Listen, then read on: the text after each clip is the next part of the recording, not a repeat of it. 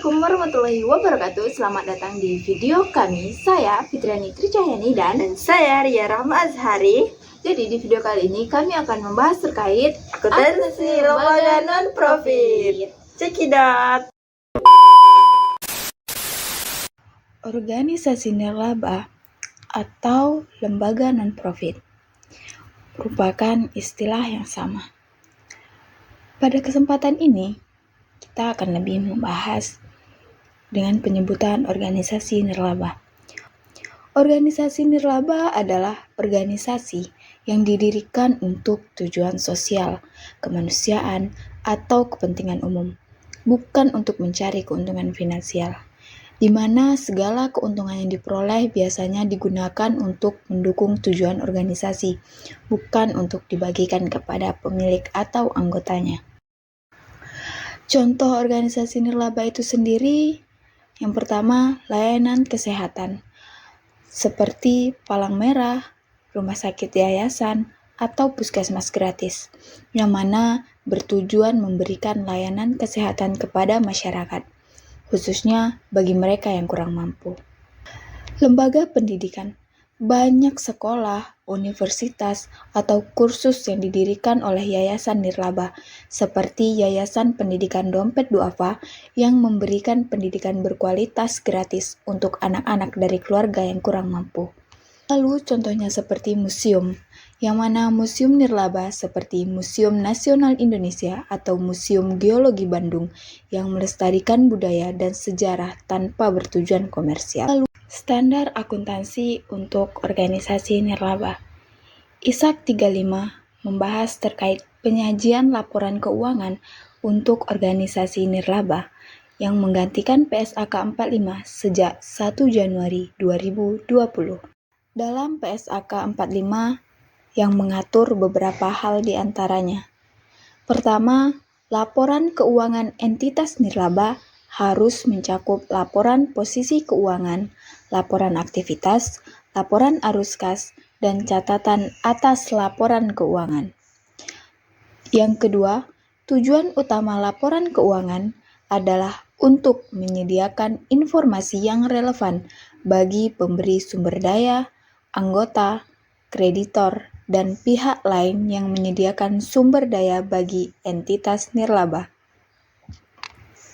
Ketiga, organisasi nirlaba harus mengumpulkan dan melaporkan data keuangan sesuai standar. Keempat, atau yang terakhir, organisasi nirlaba harus memberikan informasi keuangan yang relevan kepada pemangku kepentingan. Selanjutnya mengenai prinsip dasar akuntansi nirlaba. Prinsip dasar akuntansi nirlaba ada dua. Yang pertama ada akuntabilitas dan transparansi. Akuntabilitas itu sendiri merupakan pertanggungjawaban dari organisasi nirlaba itu secara wajib terhadap penggunaan dana kepada donor dan masyarakat. Kemudian memastikan bahwa dana yang digunakan itu sesuai dengan tujuan yang sudah akuntabilitas dan transparansi.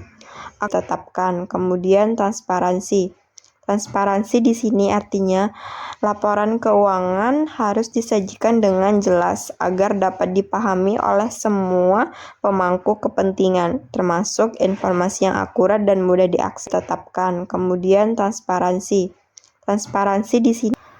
Selanjutnya ada pun sumber pendapatan yang diperoleh dari organisasi nirlaba untuk mendukung kegiatan operasionalnya. Yang pertama ada hibah. Hibah ini adalah dana yang diberikan oleh pemerintah, lembaga atau individu tanpa mengharapkan pengembalian. Hibah yang seringkali ditujukan itu untuk kegiatan proyek atau program tertentu yang sejalan dengan misi organisasi. Maksud di sini hibah ini dari pemerintah atau donor biasanya itu bersifat kompetitif, di mana organisasi nirlaba harus mengajukan proposal dan memenuhi kriteria tertentu untuk mendapatkan dana yang dibutuhkan. Kemudian Sumbangan ini adalah bentuk dari kontribusi yang diberikan oleh individu atau perusahaan kepada organisasi nirlaba. bisa berupa dari uang tunai, barang, atau jasa.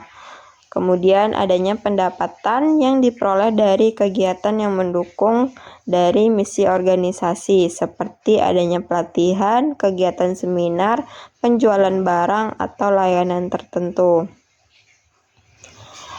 Kemudian, penyusunan laporan keuangan organisasi nirlaba.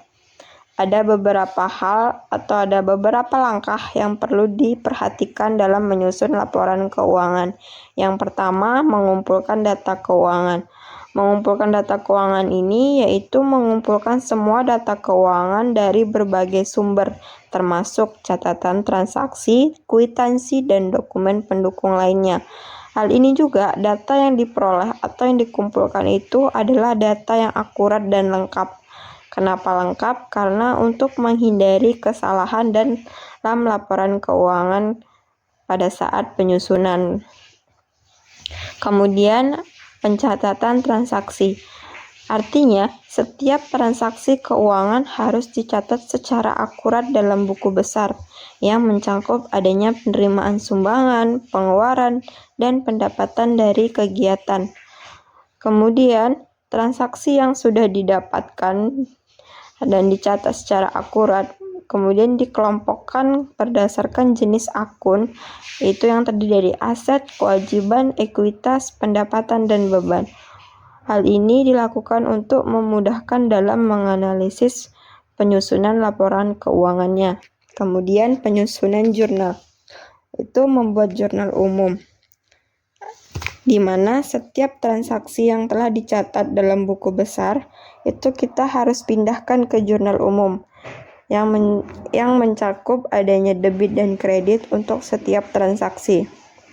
Kemudian review jurnal, di mana jurnal umum yang sudah kita buat, kita periksa kembali untuk memastikan tidak adanya kesalahan dalam pencatatan sebelumnya untuk melanjutkan ke langkah berikutnya, yaitu penyusunan neraca. Dalam penyusunan neraca, itu menyajikan posisi keuangan organisasi pada suatu titik waktu tertentu yang menunjukkan aset, kewajiban, dan ekuitas. Kemudian laporan laba rugi. Laporan laba rugi ini menggambarkan kinerja organisasi selama periode tertentu, mencakup pendapatan yang diterima dan biaya yang dikeluarkan. Kemudian adanya laporan arus kas atau cash flow. Cash flow ini menunjukkan aliran kas yang masuk dan keluar selama periode tertentu, memberikan gambaran tentang likuiditas organisasi. Dari penjelasan tersebut bahwa pentingnya proses penyusunan laporan keuangan itu tidak untuk suatu kepatuhan, tetapi juga ada regulasi seperti akuntabilitas dan transparansi tadi, sehingga dana yang digunakan itu sesuai dengan tujuan yang sudah ditetapkan sebelumnya dan memberikan informasi yang jelas kepada donor dan pemangku dan kepentingan lainnya untuk menghindari ketidakadilan. Sekian dan terima kasih. Oke teman-teman, sekian dan terima kasih. Semoga video ini bermanfaat untuk kami dan kalian yang udah nonton. Kami pamit undur diri. Wassalamualaikum warahmatullahi wabarakatuh.